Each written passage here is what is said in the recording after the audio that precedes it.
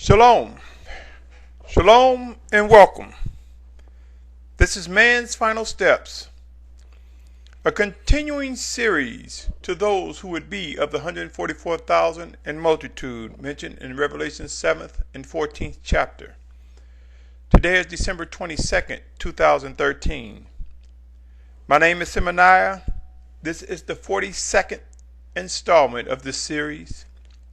It is entitled Judge First. Judge first. My brothers and sisters, during the previous Shabbat, as I was praying, it was as though the Spirit of Yahusha came upon me and showed me an image with definition of what's to come. In this segment, Judge First, I will describe what was given to me regarding the image in this slide. If you are unable to see it, I will attempt to describe it in detail in order for you to envision the image. What I've drawn is a large circle with a smaller circle inside, which depicts the core of the larger circle. The core is green, and the space between the core and the border of the large circle is gray. From the core are arrows pointing in four directions towards the outer perimeter of the larger circle. And outside of the large circle is one red arrow pointing towards the circle. Let me tell you, my brothers and sisters, the large circle represents the house of Elohim. With its core, the part that is green, the smaller circle, representing those who would be obedient, those who will be among the 144,000, those who will be among the multitude that will come out of the great tribulation. The area that's gray represents those growing and stumbling but yet desire to worship and obey, but for some reason they are battling with uncertainty. Some may even represent the allowable tares who will be among believers as described in the scriptures. The red arrow that is outside of the larger circle represents the wicked one and those who follow and desire to seek to kill and destroy those who would represent the house of Elohim. They desire to persecute you, to persecute us until the very end. They desire to kill us. Thus the red arrow pointing towards the large circle. I will read this again if necessary. Take a moment to draw the image in your mind or draw it on a piece of paper if you're unable to see this slide. Let me repeat. I have drawn a large circle with a smaller circle inside, which depicts the core of the large circle. The core is green, and the space between the core and the border of the large circle is gray. From the core are arrows pointing in four directions. Outside the large circle is one red arrow pointing towards the circle. The large circle represents the house of Elohim. With its core, the part that is green, representing the obedient of the Almighty Father, specifically the 144,000 and multitude who will come out of the great tribulation. The area that is gray represents those growing and stumbling, but yet desire to worship and obey, but for some reason they are battling with uncertainty. Some may even represent the allowable tares or Donald, who will be among believers as described in scriptures. As I mentioned, the red arrow represents the allowable tares. The red arrow represents those who serve the wicked one and desire to kill us and destroy us and persecute us until the very end. My brothers and sisters, now allow me to read these scriptures. Again, the name of this segment is Judge First. 1 Peter 4:17 reads, "Because it is time for judgment to begin from the house of Elohim, and if firstly from us, what is the end of those who do not obey the good news of Elohim?" That's 1 Peter 4:17. Matthew 13 verses 24 through 30 reads, "And another parable he put before them, saying, The rain of the heavens has become like a man who sowed a good seed in his field. But while men slept, his enemy came and sowed darnel, or to some tares, depending on what version you read, among the wheat, and went away. And when the blade sprouted and bore fruit, then the darnel or the tare also appeared. And the servants of the master of the house came and said unto him, Master, did you not sow good seed in your field? From where then does it have the darnel, or the tare? Again, depending on what version you read. And he said to them, an enemy did this. And the servant said to him, Do you wish then that we go and gather them up? But he said, No, lest while you gather up the darnel or the tare, you also uproot the wheat with them. Let both grow together until the harvest, and at the time of harvest I shall say to the reapers, First gather the darnel and bind them in bundles, then burn them, but gather the wheat into my granary.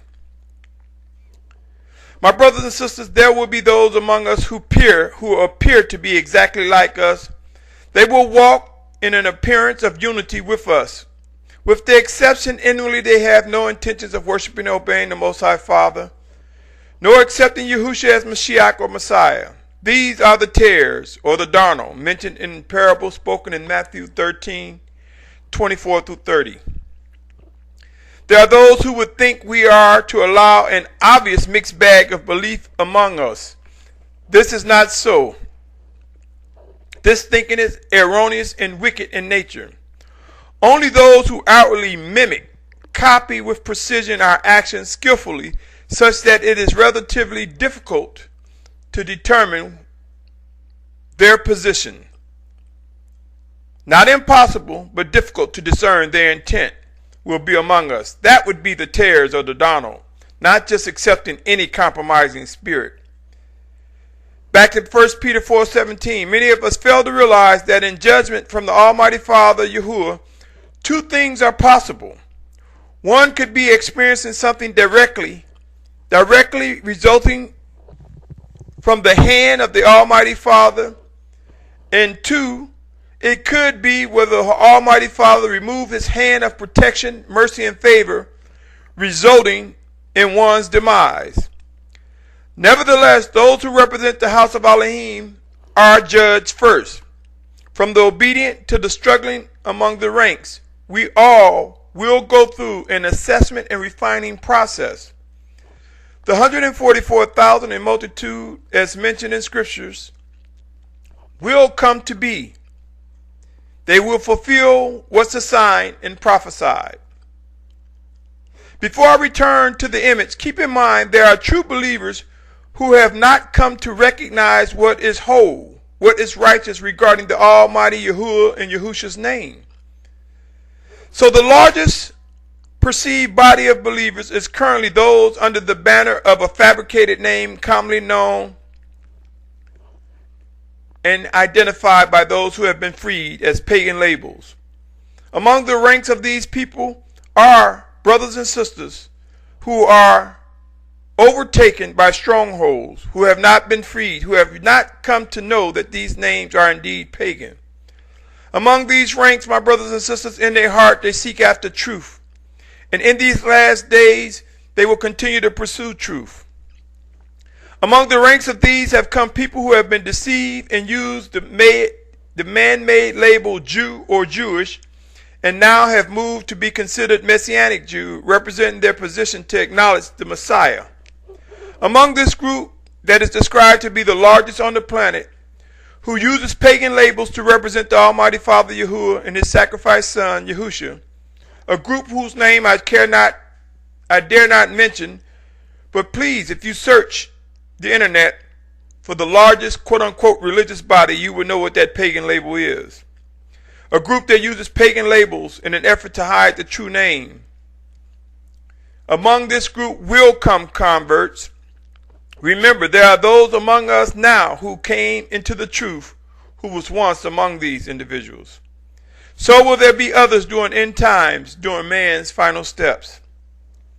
There's a greater group. This larger group represents the false people of the Most High Yahuah, but within their ranks are those who are entangled with strongholds and who have not been delivered from among the false pagan name, but are indeed our brothers and sisters. Keep in mind, my brothers, my sisters, 1 Peter 4:17, and know judgment has begun first at the house of Elohim. This includes believers who have not joined the ranks of the obedient. There is an attack on the house of Elohim, but those who are most visible and vulnerable are the ones who have not come into the truth regarding the name. Therefore, in this state, many are being killed under the pagan banner in which they use. Yes, my brothers and sisters, Scripture's prophecy which tell of many of us being martyrs, many of us being killed for the sake of the name of Yahusha. There are those that are being killed under the pagan name.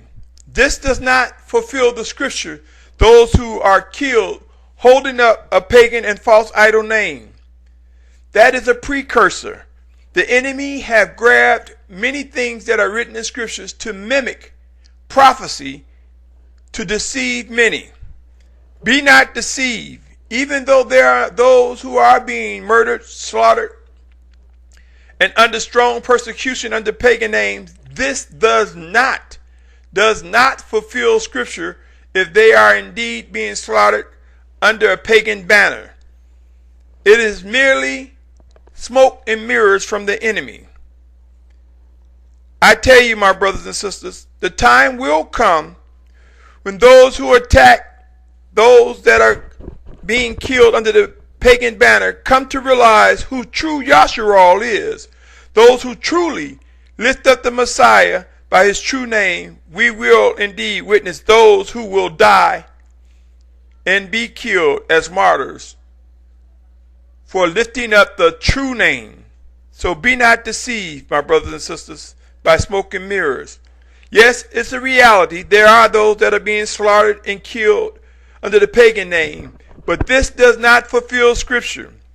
It is those who will come to be martyrs for standing for the truth and nothing but the truth. These are those represented in the core along with the 144,000 multitude in this image.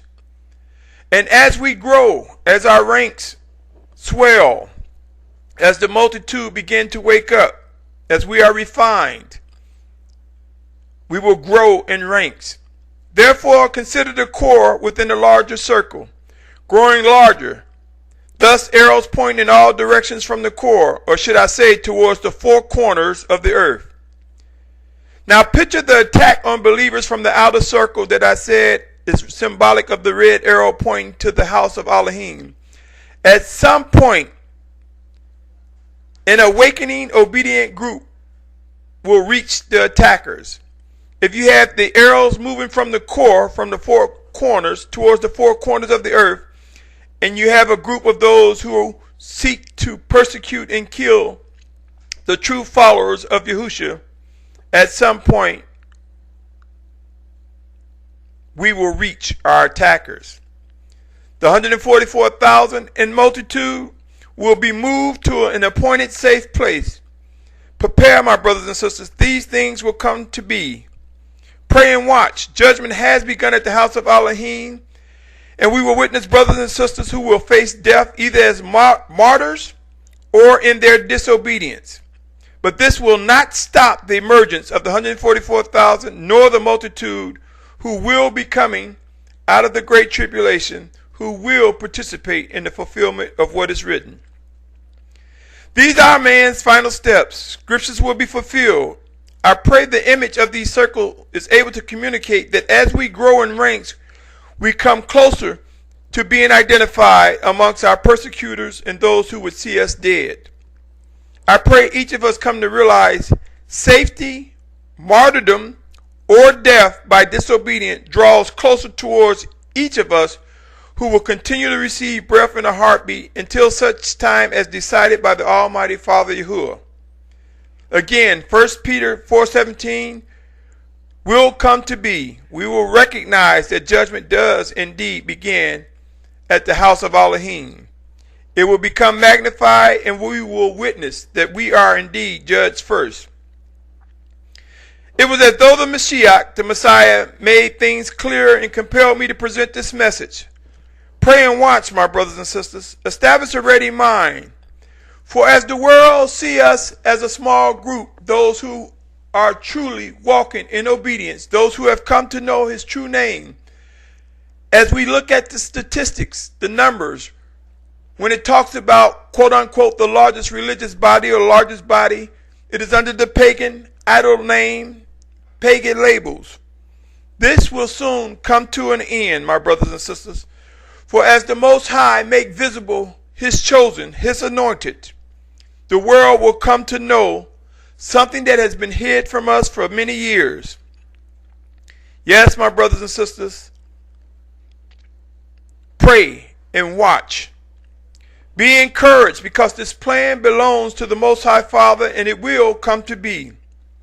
Until next time, my brothers and sisters, my family, as we grow in ranks, as we are judged first, as we are refined and perfected, let us realize, as the world become exposed to true Yahusha, true worshipers and seekers of the Most High, individuals who have become obedient, walking, lifting up the banner of Yahusha, lifting up the true name of the Father Yahuah, acknowledging Yahusha as the world come to see, we will become at risk of being killed and persecuted to no end, save the end that the Most High have for us when Yahusha returns.